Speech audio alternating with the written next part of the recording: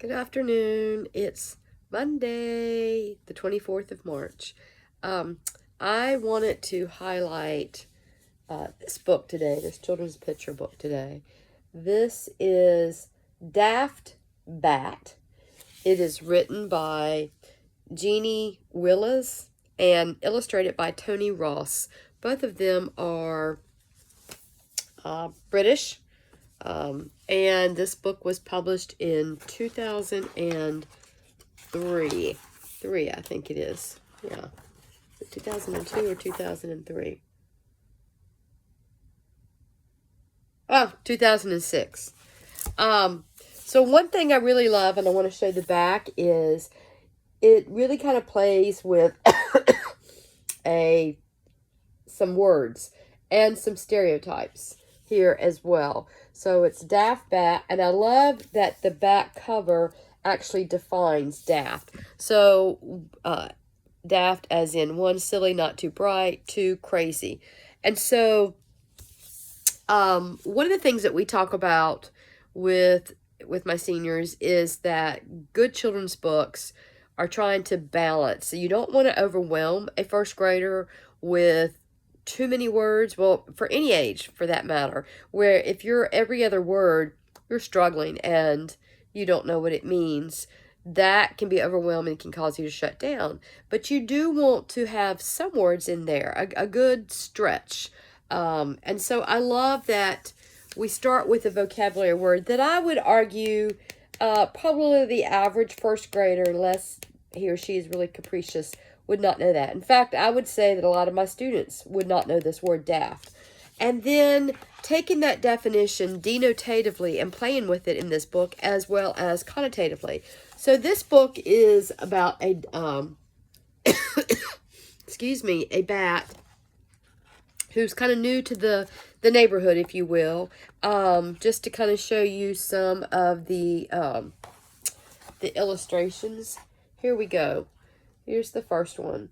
It's kind of interesting. There are illustration boxes. I'm not sure what the technical term is for that, but I like it. I like that this idea of the illustrations are all nice and in the box. If I had to guess, this looks like this was probably done in watercolors. So even till the end, it's in the box. But this bat is anything but in the box. This bat, especially compared to the other animals in the neighborhood when it moves in, and you know what the old saying is, anything suffers but, or nothing suffers but by comparison. So a lot of times our points of view are rooted in the fact that we've heard single stories. We don't know a lot of different kinds of people. And it's important, what is it that Atticus Finch teaches his kids in To Kill a Mockingbird? He teaches Scout and Jim, Scout and, what's the son's name? Scout's brother. I can't think of it right now. But he teaches them that you've got to walk in somebody else's shoes to really understand their perspective. Or in this case, turn upside down and hang from a tree. So this bat comes in the neighborhood, and quickly, all these young, I love that these animals are young. We've got a goat kid. We've got the goat kid. We've got a giraffe calf, right?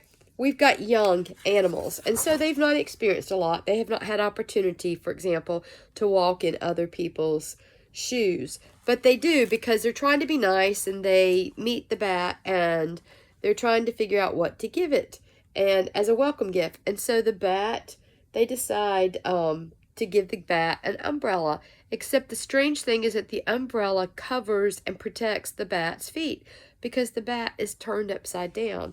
So this book proceeds to do that. We see everything, and of course they are laughing. They don't understand. They think the bat is daft. The bat is crazy. They don't understand it, and you'll have to get the book from the library and to read it to find out how it evolves. but it's pretty funny because the source of their laughter, their derision is that they don't understand this point of view. That, I mean, and to them, there's only one right point of view, and that's the way that they see things. And then through a series of events, they learn and come to appreciate that the bat has a different point of view. Now, what I really love, another thing that I really love about this book, not only the definition on the back, but I love that the font, the text on the very last page is upside down. So you have to like turn the book, right? Physically turn it to be able to read it. To be able to read the line, which reads, "Oh, don't be daft," smiled Bat. And so it's a charming book. I love this idea that really to understand and to just get a bigger idea of the world, you have to consider other points of view and really try to understand them. You don't have to agree with them. We're not all meant to be hanging from our feet down. That's the bat. But to understand that it doesn't make it, just because it's a different point of view, doesn't make it crazy. I think that is something that we desperately are in need of right now. Currently, in our country, I see a lot of different points of view, and we're not even able, we're just kind of pointing and laughing, I think, collectively, and mocking and not really trying to understand different points of view. We put all kinds of labels on it, and I think that's really problematic. So that's one of the ways that I will work with it with my students. Another one is to consider that sometimes when we have that different point of view and we're trying to describe something that is common in other people, you can end up with almost a riddle. I love the Mae Swenson poem, Southbound on the Freeway. It was originally, I think it was in the New Yorker in 1963. And it reads, "A tourist came in from Orbitville, parked in the air and said, 'The creatures of this star are made of metal and glass.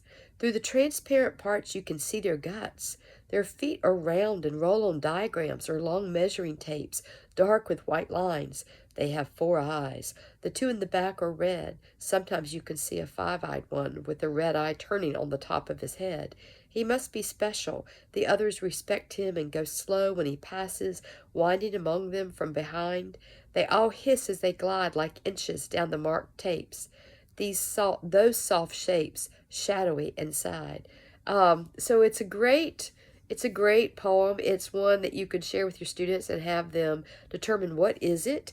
I love it. You know, the point of view is a tourist came in from Orbitville, and so there's a riddle here. And what you probably come to see is that the actual, this is from an alien's eyes, and the alien is actually describing what we would think of as a police car, as a law enforcement car.